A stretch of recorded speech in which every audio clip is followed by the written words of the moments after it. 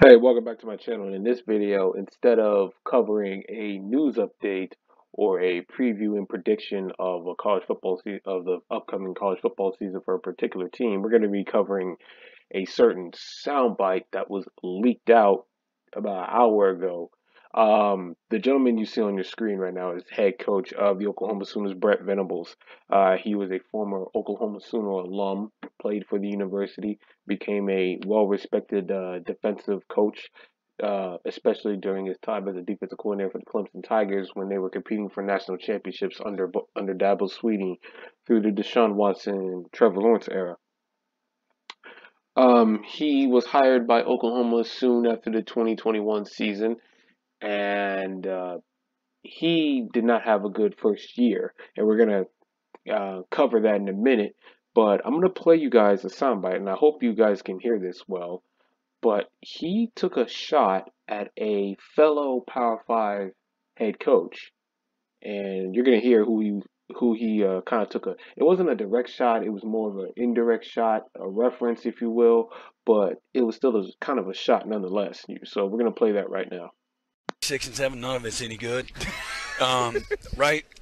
But if had we been, had we gotten blown out by a Middle Tennessee, Right. had we gotten beat by Florida State 45-3, Right. you know, the conversation's probably a little different.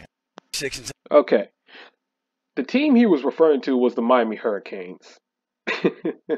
Last year, the Miami Hurricanes, as I covered in my Hurricanes preview and prediction video for their upcoming season, they did not have a good year, as he referenced, losing to Middle Tennessee State and getting blown out by Florida State, but also getting blown out by Duke and Pittsburgh, and ended up missing a bowl game. But here's the problem with Brent Venables' statement. Brent Venables, you had the same record as Miami last year, and one could argue your 6 and 7 was worse. Well, actually, no, it technically wasn't worse because you won more games than they did, but it was quite frankly, it was not that much better because against Kansas State, you were ranked in the top 10 and you lose at home to them. Okay, fine, 41-34. Plus, Kansas State went on to win the Big 12 later on that season. So it wasn't like Kansas State was just a bad team. Then you get absolutely blown out by TCU 55-24. Now, granted, TCU played in the Big 12 championship game, lost to the aforementioned Kansas State Wildcats, went to the college football playoff, won a college football playoff game, and got obliterated in the national championship game by Georgia. But TCU, all in all, had a good year, so it wasn't like that was a bad team to lose to. And then the very next week, you get smoked by your big rival, 49-0, by the Texas Longhorns in the Red River Shootout. Yes, I'm still calling it Red River Shootout, not Red River Showdown. I understand they're trying to be politically correct nowadays, but when I was a young child, it was called Red River Shootout, not Red River Showdown. Um, then, after you string together a couple of wins against Kansas and Iowa State, you lose to Baylor 38-35, and then you lose on the road at West Virginia. And that was as probably your worst loss, even worse than Texas, because at least Texas was a respectable team. You lost to West Virginia. West Virginia, who didn't even make a bowl game last year. Wait, I'm gonna check right now. Yeah, they were 5-7. They didn't even make a bowl game last year. And not only did you lose to West Virginia, you became the first head coach in the history of the Oklahoma Sooners to lose in Morgantown to West Virginia. You are the first head coach in the history of this program to lose on the road at West Virginia. You win the very next week against your in-state rival Oklahoma State, and then you lose to Texas Tech on the final game of the year, and you lose to Florida State in the bowl game, but you play Florida State pretty close in that game, but Florida State pulled through. Brett Venables, you don't really have much room to talk about Miami season last year because your season wasn't better, only in the sense that you made a bowl game, Miami didn't. Other than that, Miami and Oklahoma were more than likely on the same level. Another thing is that while you're taking shots at Mario Cristobal, not that you mentioned his name, but Mario Cristobal, at the very least, has accomplished something as a head coach in the Power Five. He won the Big 12, the Pac-12 twice.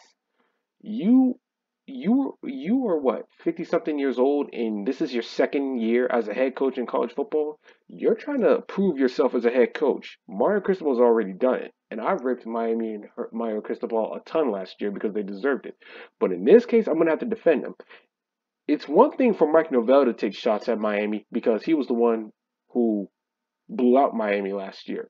You, on the other hand, you weren't that much better, and you lost to West Virginia for the on the road at West Virginia for the first time for any Oklahoma head coach. You're in no position to talk down on a lot of other on majority of college football programs outside of maybe Northwestern, Colorado, Boston College, and probably Auburn. That's probably that's not all, but that's mainly the ones I can think of off the top of my head.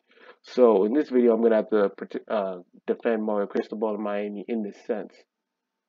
You have a lot of issues in Oklahoma that you need to worry about before you can take shots at anybody else, Brent Venables.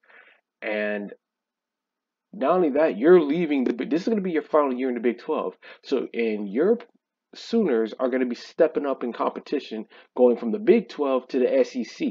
And if you're not careful, you may have, depending on how long you're there, you may have years just like Miami where you're going 5-7, missing a bowl game because you're stepping up in competition. Now you go from being one of the big fish, so to speak, in the pond of the Big 12 to now swimming with sharks in the SEC with Alabama, Tennessee, Georgia, uh, LSU, uh, Ole Miss, Florida, South Carolina. You're going to be stepping up in competition, and you need to be ready for that because your very first year in the SEC is going to be a major adjustment for you in terms of weekly game planning and weekly play.